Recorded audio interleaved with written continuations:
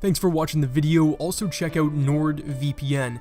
They're a great VPN service and they're giving it away for $3.29 a month, so it's super cheap. I'll leave my referral link in the description if you want to check it out. Next year it will be exactly 50 years since this British politician, Enoch Powell, gave a speech which ended his political career. And he began by saying that, and I quote, "The supreme function of statesmanship is to provide against preventable evils." And then he added that he saw coming to his country, the United Kingdom, as a result of the rising tide of immigration. "As I look ahead," he said almost 50 years ago, "I see the river Tiber foaming with much blood. Only resolute and urgent action will avert it. Whether there will be the public will to demand and obtain that action, I do not know. All I know is that to see and not to speak would be the great betrayal." End of quote. And whatever one may think of some of Powell's views, no one can deny that he was right on this essential point. Immigration would dramatically change his country. But the resolute and urgent action that he called for did not come. On the contrary, Powell was called a racist and a bigot, while Britain and the rest of Western Europe, like lemmings, jumped off the cliffs. Today, half a century later, we can see much blood along the banks of the River Thames. Twice already this year, we have seen Islamic maniacs driving cars into people on Westminster Bridge and London Bridge. In Manchester, children were even blown to pieces. And it is not just Britain. All over Europe, all over the West, Islamic terror has become a fact of life. As a matter of fact, Europe today, the continent that I live in, is a war zone.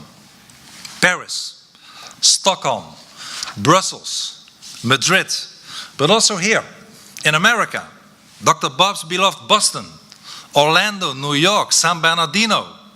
Islamic barbarism can be found everywhere today.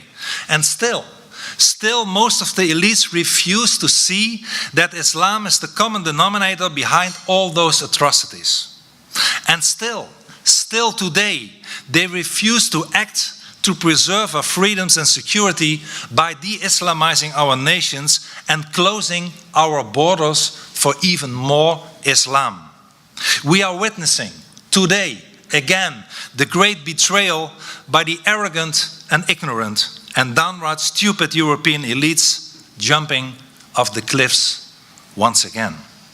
The open door policies of many governments in the European Union are sheer madness, suicide politicians. Even jihadis, ladies and gentlemen, even jihadis who went from Europe to Syria are now allowed to return. We have already seen how dangerous those people are. They have committed so many terror attacks from Manchester, Brussels, Paris, all over Europe, as you have witnessed. Interpol has just circulated the list of 173 Islamic State fighters returning to Europe.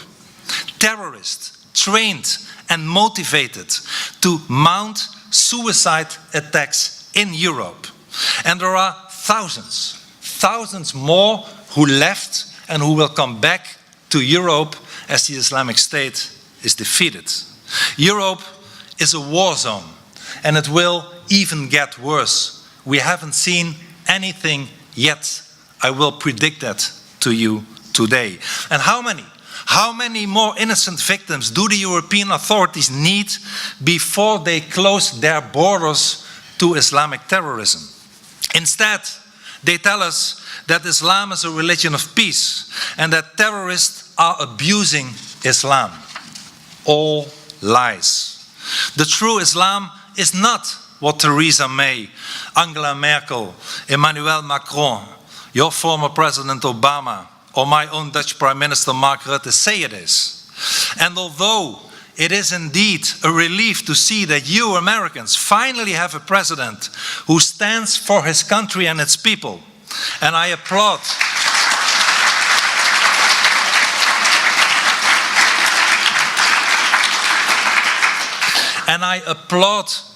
President Trump for that.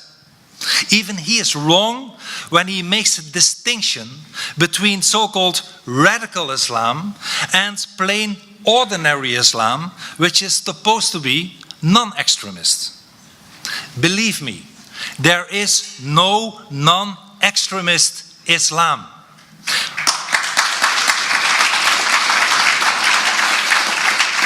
Of course, there are many non-extremist Muslims, but there is no non-extremist Islam. There is just one Islam, and that's the Islam from the book, the Quran, from the life of Muhammad, from the Hadith.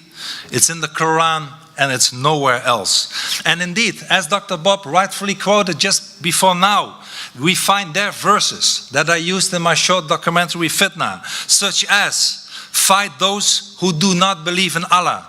Verses such as, fight them and kill them wherever you find them. Verses such as, strike terror into the hearts of the enemies of Allah, or roast them in fire, or smite at their necks and cause a bloodbath among them, or seize them and kill them. All happening today. This book, the Quran, ladies and gentlemen, we have to be honest, even if it's unpleasant, is the ranting of a self-proclaimed prophet called Muhammad, who in fact was a criminal, was a warlord, a terrorist, a pedophile, a mass murderer, and who is still today an example and an inspiration for more than 1 billion Muslims worldwide. And Dr. Bob is well aware of this. Ronald Reagan, I believe one of your best presidents ever, used to say, when you can't make them see the light, make them feel the heat. And that is exactly Dr. Bob's approach.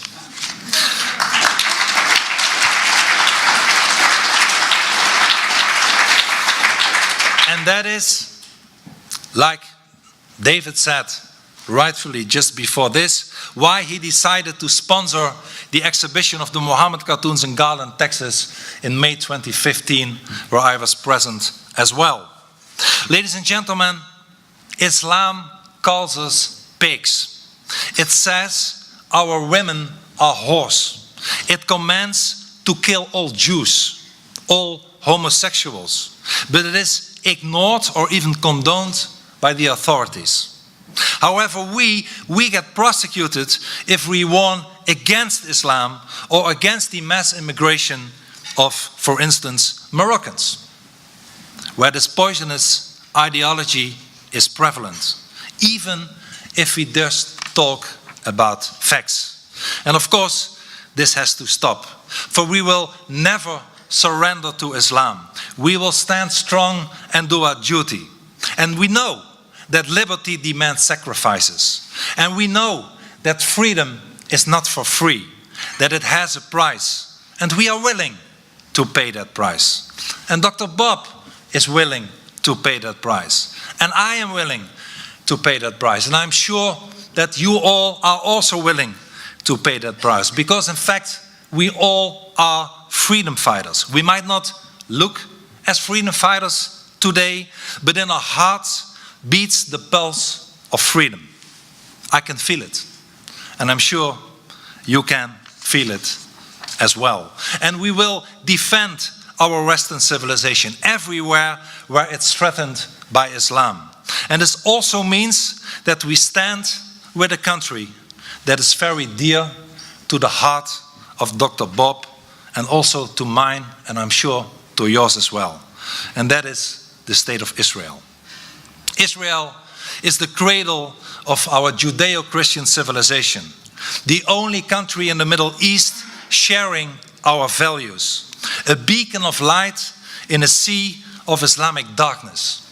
And as I tell everywhere in the world where I speak, if Israel falls, the West falls. And if it falls, we will be next. So Israel, as a matter of fact, is fighting our fight. And we should therefore thank them and support them. Israel is in the front line of our civilization, and we will never give it up. And please don't be fooled. The Israeli-Palestinian problem is not about land. It's about ideology. So the solution can never be to return Jewish land to Arabs.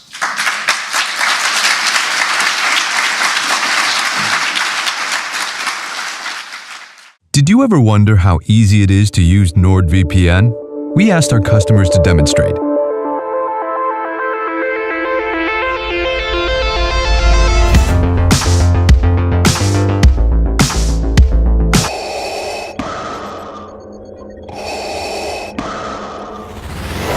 Take charge of your online security. It's easy with NordVPN.